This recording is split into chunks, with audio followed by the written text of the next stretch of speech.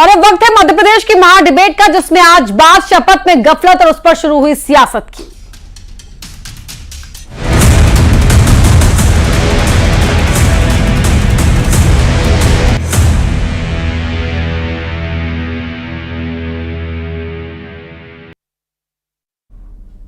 तो मोहन मंत्रिमंडल का विस्तार हो गया है। रामनिवास रावत को कैबिनेट मंत्री बनाया गया है। रावत की शपथ के साथ ही सियासत शुरू हो गई है। कांग्रेस का आरोप है कि कांग्रेस विधायक को ही मंत्री बनाया गया। पहले राज्य मंत्री की शपथ ली और फिर कैबिनेट मंत्री। अब इसको लेकर दोनों ही तरफ से वार पलटवार जारी है। हालांकि कैबिनेट मंत्री बनने के बाद रावत ने विधायक पद से इस्तीफा दे दिया और यह भी कहा कि मैंने तो 5 तारीख को ही इस्तीफा भेज दिया था।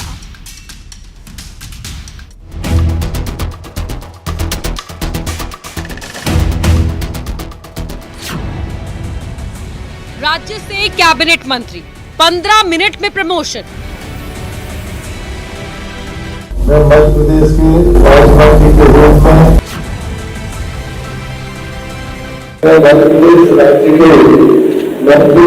में शपथ में गफलत, शुरू हुई सियासत। कांग्रेस के विधायक को ही कैबिनेट की शपथ दिला दी। इसका मतलब यह है कि बीजेपी कितनी हड़कंप में है कि तुरंत इनको मंत्री पद की शपथ दिलाओ। शपथ पर सियासत, कैबिनेट मंत्री बने रावत। एमपी में रामनिवास रावत कैबिनेट मंत्री बन गए हैं, लेकिन शपथ में ऐसा कुछ हुआ कि उनको 2 बार शपथ लेनी पड़ी, जिस पर सियासत शुरू हो गई है। आज इसी पर करेंगे मध्य प्रदेश की महा डिबेट में चर्चा। तो रामनिवास रावत ने विधायक पद से इस्तीफा दे दिया और अब इस्तीफा और शपथ की गफलत पर सियासत हुई है। महा डिबेट में इसी पर करेंगे चर्चा, लेकिन सवाल क्या रहेंगे, पहले वो सवाल देख लेते हैं। आज पहला सवाल रहेगा कि शपथ में आखिरकार गफलत क्यों और कैसे हो गई, ये पहला सवाल रहेगा। दूसरा सवाल रहेगा हमारा, कांग्रेस के आरोप जो लगाए जा रहे हैं वो कितने सही हैं। और तीसरा सवाल रहेगा महा डिबेट का कि रावत बने मंत्री, इसके मायने क्या है। तो महा डिबेट आज की इन सवालों के इर्द गिर्द रहेगी। हमारे साथ खास मेहमान जुड़ चुके हैं। कांग्रेस के प्रवक्ता हैं संतोष गौतम जी, बीजेपी प्रवक्ता हैं मिलन भार्गव जी, बतौर पॉलिटिकल एनालिस्ट राकेश प्रजापति जी भी हमारे साथ जुड़ गए हैं। आप सभी का ही स्वागत है। संतोष जी, रामनिवास रावत जी कह रहे हैं कि हमने तो इस्तीफा 5 तारीख को ही सचिवालय भेज दिया था, फिर कांग्रेस की परेशानी क्या है? देखिए, रामनिवास रावत जी आज जो कह रहे हैं वो 5 तारीख को क्यों नहीं कहा रामनिवास रावत जी ने कि मैंने इस्तीफा दे दिया है। दरअसल भारतीय जनता पार्टी जो पूरी तरह से जिसको कहते हैं कि नेगेटिव पॉलिटिक्स करती है, हर तरह से वो चाहती है कि कैसे भी करके हमारी ताकत में इजाफा होता रहे। उसके तहत उन्होंने कांग्रेस के विधायक को ही मंत्री बना दिया और कांग्रेस के विधायक को मंत्री बनाना ये इतिहास में पहली बार हुआ है। पूरे हिंदुस्तान में ऐसा कहीं कोई उदाहरण नहीं है कि दूसरी पार्टी का विधायक बिना इस्तीफा दिए ही मंत्री बन गया हो। और जब मंत्री बन गए उसके बाद में उन्होंने इस्तीफा दिया और सुरक्षा की कैसी भावना घर कर गई है रामनिवास रावत जी में। और रामनिवास रावत जी को खुद को यकीन नहीं था कि वो मंत्री बनाए जा सकते हैं, तो उन्होंने जल्दबाजी में सोचा कि जिसकी भी शपथ हो जाए वही ठीक है, हो सकता है मुझे राज्य मंत्री बना रहे हो। लेकिन बाद में उनको जब भरोसा हुआ तो कैबिनेट मंत्री पद की शपथ ली। जिसका इतना लंबा विधानसभा का जीवन रहा है, इतनी बार वो विधायक रहे हैं, उसको ऐसी क्या हड़बड़ी थी। इसका मतलब साफ है कि लगातार भारतीय जनता पार्टी की सरकार पर अन्य विधायकों का दबाव था मंत्री बनाने के लिए, और इसीलिए 3 सीटें अभी खाली छोड़ी गई हैं, क्योंकि उनको मालूम था कि अगर हमने 2-3 मंत्री और बना दिए तो असंतोष का लावा फूट पड़ेगा और गोपाल भार्गव, भूपेंद्र सिंह, अर्चना चिटनीस, रमेश मेंदोला, उषा ठाकुर, महेंद्र हार्डिया जैसे तमाम लोग हमारे टांग खींचेंगे और इनको लगेगा कि हमको मंत्री क्यों नहीं बनाया। तो जो हकदार हैं, जो पुराने भारतीय जनता पार्टी की सेवा करते रहे, वो अगर एक दलबदलू की कीमत पर अगर उनके बलि चढ़ा दी जाएगी तो निश्चित रूप से वो तो टांग खींचेंगे मुख्यमंत्री की। तो इसलिए 3 पद खाली रखे गए और रामविलास जी ठीक है मिलन जी, रावत जी को 6 बार के विधायक कांग्रेस पार्टी के, और जब तक वो उन्होंने शपथ नहीं ली तब तक सामने नहीं आया था त्याग पत्र। कांग्रेस के विधायक को आपने मंत्री बना दिया, आपके अपने लोग क्या करेंगे? एक सवाल तो ये, और दूसरा सवाल कि गफलत कैसे हो गई? इतने सीजन पॉलिटिशियन, सीनियर लीडर, कैसे, कहां गड़बड़ी हुई? देखिए अपर्णा जी, पहले तो चूंकि रामनिवास रावत जी कैबिनेट मंत्री मध्य प्रदेश सरकार में बन चुके हैं, उनको शुभकामनाएं इस चैनल के माध्यम से। दूसरा, उनकी सीनियरिटी को और उनके अनुभव को कांग्रेस पार्टी किस प्रकार से घृणित भावना से नीचा दिखा सकती है, इसका उदाहरण संतोष जी अपने वक्तव्य के हिसाब से दे रहे हैं और कांग्रेस के तमाम नेता दे रहे हैं। देखिए, जिस प्रकार की मानवीय भूल को सुधार कर तत्काल शपथ दोबारा हुई, ये सबने देखा है, सुधारा गया। मानवीय भूल मानकर सुधारा तो जा रहा है, लेकिन कांग्रेस पार्टी जिस प्रकार के वक्तव्य दे रही है उससे जाहिर होता है कि उनके नेताओं का अनुभव का और एक लंबा राजनीतिक अनुभव रखने के बाद किस प्रकार नेताओं का हश्र होता है। ये कोई रामनिवास रावत जी से अकेले कहानी चालू नहीं होती है।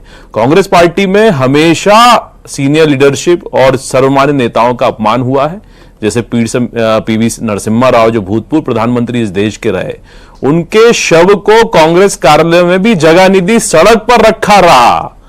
तो ये कांग्रेस पार्टी का इतिहास पुराना है। जो गांधी परिवार से नहीं आते हैं और राजनीति में अपना मुकाम हासिल कर लेते हैं, उनके साथ क्या क्या नहीं होता है, कांग्रेस पार्टी का लंबा इतिहास है, काले अध्याय लिखे हुए हैं, जिसको देखेंगे तो ये संतोष जी जवाब नहीं दे पाएंगे। और जिस प्रकार का असंतोष कांग्रेस पार्टी में लगातार हो रहा है, क्योंकि देश विरोधी आपकी नीतियां हैं, हिंदू विरोधी आप लगातार एजेंडा चला रहे हैं, और ये यही समाप्त नहीं हुआ। चुनाव से पहले जिस प्रकार से सनातन को डेंगू मलेरिया से तुलना करने के बाद ये जानबूझकर वक्तव्य जो दे रहे हैं, देखिए मानवीय भूल को तो सुधार लिया जाता है पढ़ना जी, लेकिन राहुल गांधी जी ने तो अपना एजेंडा पेश कर दिया।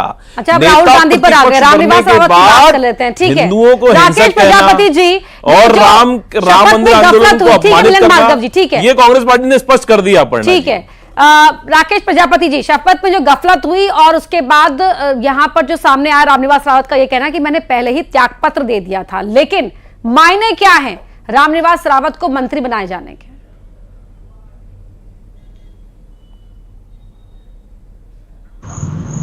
जो आज जो ये हुआ है, ये बड़ा ही हास्यास्पद है।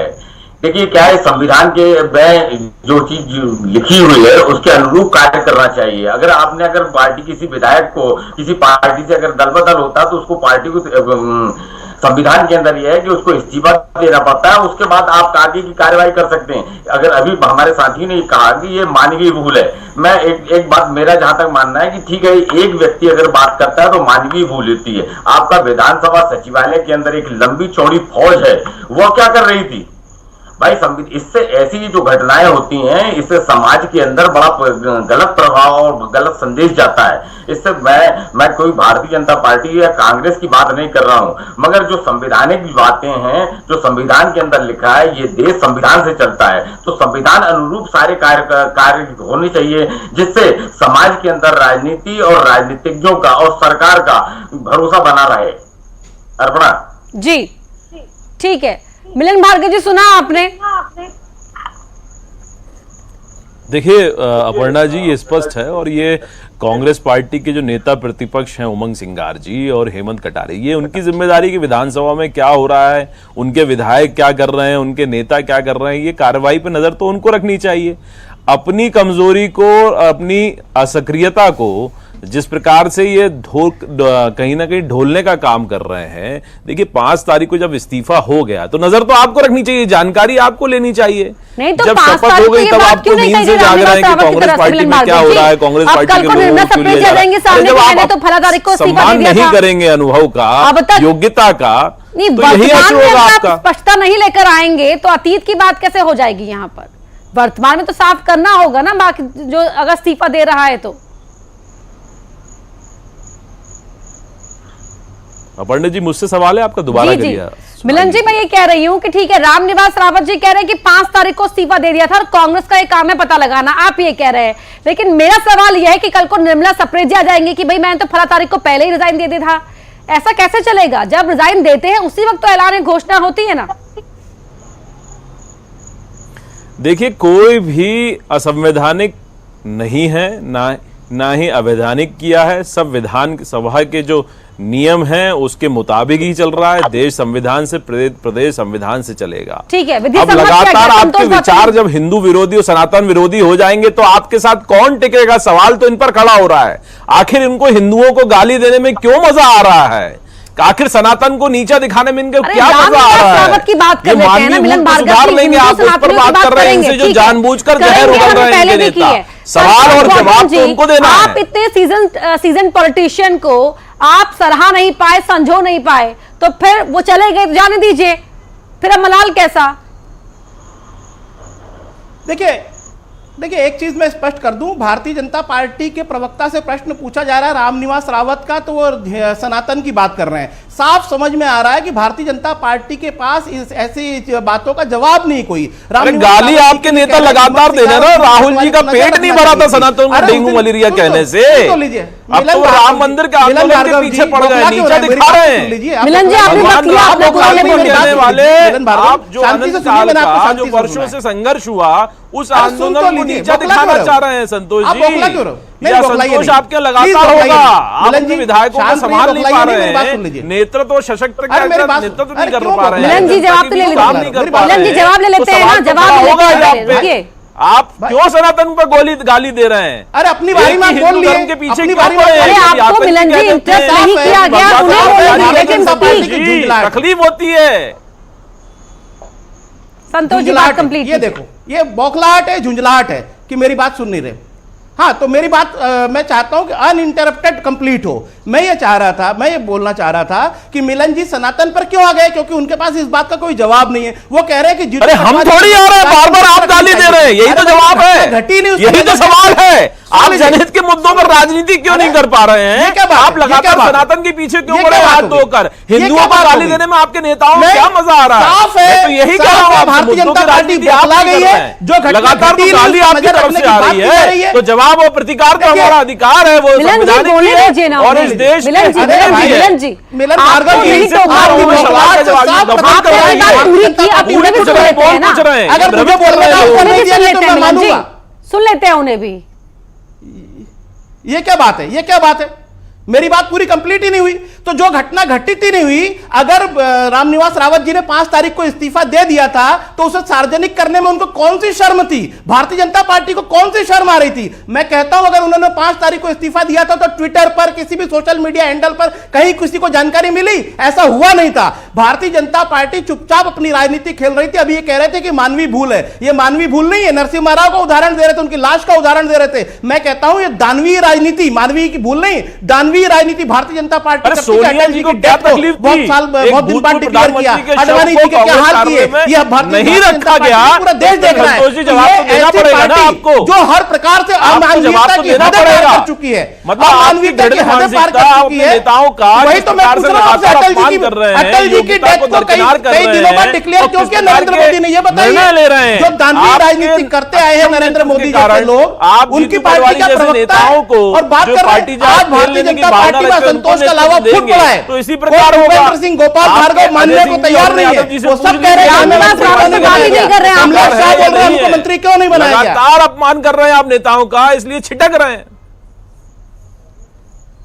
ये बौखलाहट, आपकी बौखलाहट साफ झलक रही है कि मेरे बीच में आप बोल रहे हैं। इसका मतलब साफ है कि आप मुझे बोलने नहीं देना चाह रहे, क्योंकि आपकी पोल खुल रही है मेरी हर बात से।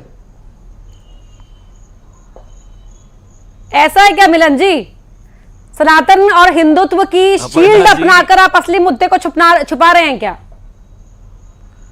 असली मुद्दों पे चर्चा कांग्रेस पार्टी कहां कर रही? देखिए, मुद्दों पे चर्चा करने का धर्म और कर्तव्य तो कांग्रेस पार्टी को दिया है मैंडेट ने, लेकिन वो ना करते हुए ये लगातार राहुल जी जो गाली देने का काम शुरुआत की, एक भी बात, एक भी बात अगर मेरी और राम मंदिर आंदोलन सुन नहीं पा रहे मिलन भार्गव, तो साफ है कि भारतीय जनता पार्टी पूरी मानसिकता है। मिलन भार्गव क्या करेंगे? भारतीय जनता पार्टी बैकफुट पर है, जवाब क्या देंगे? राहुल जी का उनको तो सनातन लाना पड़ेगा, पाकिस्तान लाना पड़ेगा, प्रधानमंत्री का सब शव कुछ लाना पड़ेगा उनको बीच में, हमने क्योंकि उनको बहुत जवाब अच्छा नहीं। काम किया। सोनिया जी रामनिवास का रावत आदेश जैसे मानकर कांग्रेस के हमने व्यक्ति अपने को प्रधानमंत्री का अगर उन्होंने अपमान किया और शपथ दिला दी, कितने गर्व से बता तो रहे ये हैं, भारतीय काम कर जनता रहे पार्टी के लिए हैं। शर्म आनी शर्मनाक चाहिए है। संतोष जी, संस्कृति परंपरा आप के लिए जैसे शर्मनाक नेताओं को है। आपके ये दल नरेंद्र सिंह तोमर जैसे में बुद्धिजीवी कल के दिन नेता ये आपके साथ घटित ना हो जाए, इसकी चिंता करिए, क्योंकि जिस दल में आप वर्षों रहते हैं उसमें अपमान इस प्रकार का मेरी होगा। चिंता छोड़ दीजिए, कैसे मैं विचारधारा से जुड़ा हुआ हूं। मेरे पिताजी दादाजी स्वतंत्रता संग्राम सेनानी रहे, आपकी तरह अंग्रेजों के पेंशन भोगी नहीं रहे, अंग्रेजों के तलवे नहीं चाटने वाले रहे मेरे पिताजी और दादाजी। हम उन पूर्वजों के वंशज हैं,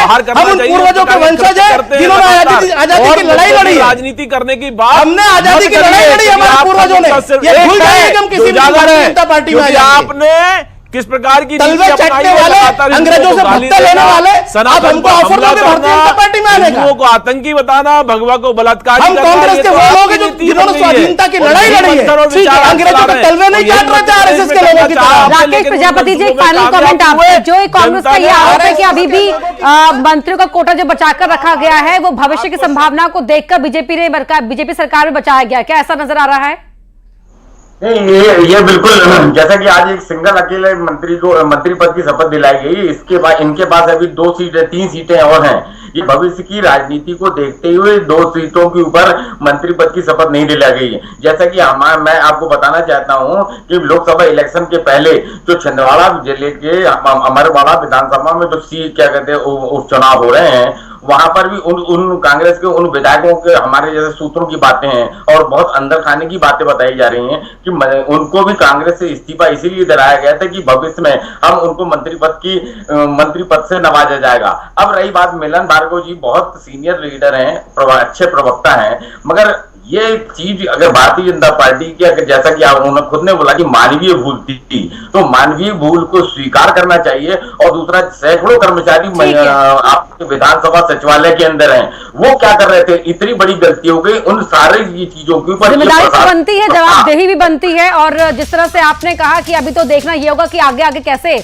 मंत्रियों के जो कोटा खाली पड़ा उसमें किस किस की भर्ती होती है। बहुत धन्यवाद आप सभी का ही इस चर्चा में शामिल होने के लिए। मध्य प्रदेश की महाडिबेट में तो शपथ पर गफलत हुई और अब उस पर सियासत हावी हो गई है। फिलहाल यहाँ पर एक ब्रेक ले हम रुकेंगे, जल्द लौटते हैं।